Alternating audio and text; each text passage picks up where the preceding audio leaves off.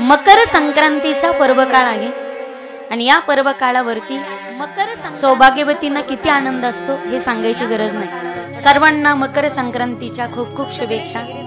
तिळगुळ घ्या आणि सर्वांना गोड गोड बोला, वाजवा टाळ्या।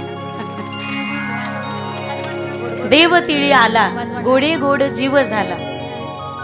या मकर संक्रांतीला सूर्य मकर राशीमध्ये प्रवेश करतो। संक्रांत वर्षातून अनेकदा येते, पण सूर्याने दक्षिणायेतून, आज उत्तरायण चालू होतं, पण सूर्याने उत्तर दिशेने सूर्याची भ्रमंती आणि मकर राशीत सूर्याने प्रवेश केला। माझ्या सगळ्या सौभाग्यवतींना आणि सर्व पुरुष बांधवांना, कारण सगळेजण फक्त पत्न्यांचा सण आहे हा असं जर म्हणत असाल तर आपण सगळेजण पांडुरंगाची पत्नीच आहोत ना। वारकरी भोगी साजरी करतात, वाण देतात। पांडुरंग सर्वांचा पती, कृष्ण परमात्मा सर्वांचा पती आणि पर्वकाळ आपल्याला आलाय ती कृष्ण कथा आपण ऐकतो।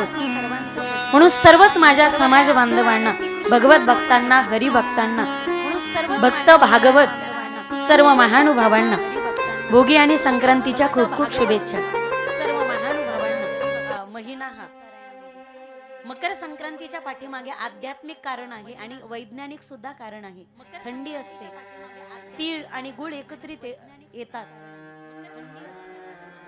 भगवान शिवजी आणि भगवान श्री विष्णू हे दोघं एकाच दिवशी सोबतच गंगेचं स्नान करण्यासाठी येतात। आख्यायिका आहे अशी। असा पवित्र संक्रांतीचा हा महिना, संक्रांतीचा हा दिवस सगळ्या सौभाग्यवती स्त्रिया सौभाग्याचं वाण देतात। पतीचं दीर्घायुष्य, पतीला दीर्घायुष्य लाभावं यासाठी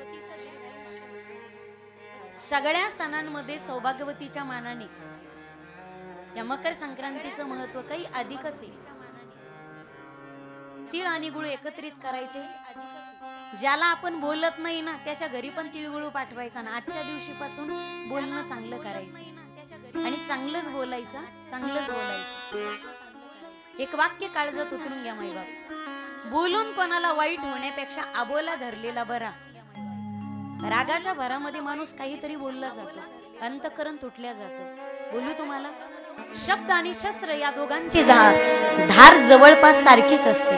शब्द आणि बदल एवढा आहे आणि फरक एवढा आहे। शस्त्राने मान कापल्या जाते आणि शब्दाने मन कापल्या जातात।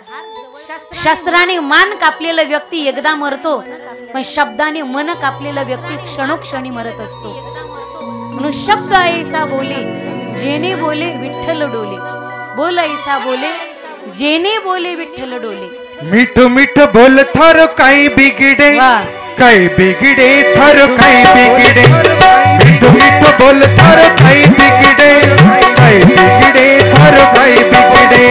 मीठ मीठ जय हो। मीठ मीठ मीठ मीठ मीठ मीठ बोल थारो काही बिगडे, काही बिगडे थारो काही बिगडे। मीठ मीठ बोल थारो काही बिगडे, काही बिगडे थारो काही बिगडे।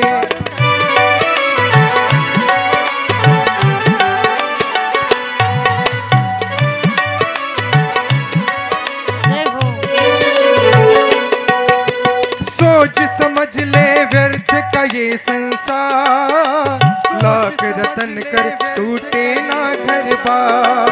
तू जान ले पहचान ले, तू जान ले पहचान ले। अरे मिठो मिठो बोल तर काही बिगडे, काही बिगडे तर काही बिगडे। मिठो मिठो बोल तर काही बिगडे, काही बिगडे तर काही बिगडे।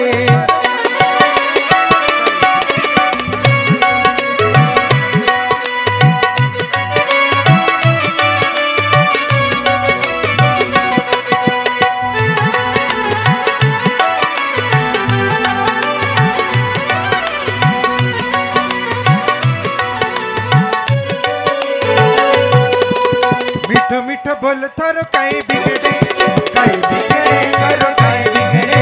मीठ मीठ बोल थारो काही बिगडे, काही बिगडे थारो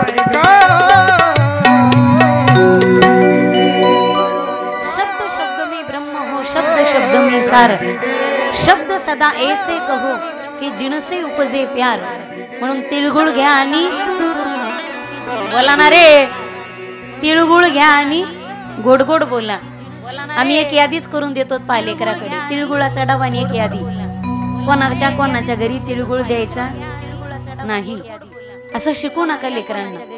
भली तुमचं पटत नसेल पण शेजारणीच्या पोरासोबत खेळायचं नाही आणि शेजारणीच्या घरी जायचं नाही.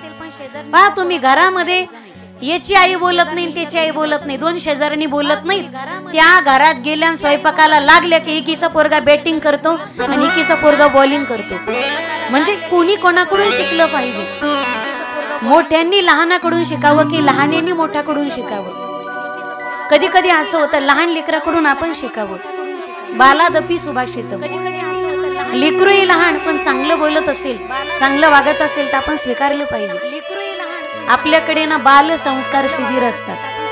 खरं तर बाल संस्काराची शिबिराची गरजच नाही ज्ञानेश भाऊ. प्रौढ संस्कार शिबिर झाले पाहिजेत. बिघडलो तर आपण, संस्काराची खरी गरज आपल्याला. ते लहान बिचारे त्यांच्यावरती कुसंस्कार झालेतच नाही अजून, त्यांना संस्काराची गरजच नाही. लहान मूल म्हणजे अज्ञानी ब्रह्म. ते आहे ब्रह्म पण त्याला माहिती नाही की आपण ब्रह्म आहोत. काय होतं कधी कधी पहा तुम्ही, एखाद्या वेळेस एखादा मित्र आला तुमचा आणि तो सारखा येणं तुम्हाला घरी आवडत नसेल, तो दारातून विचारतो पप्प्या पप्पा आहेत का घरी.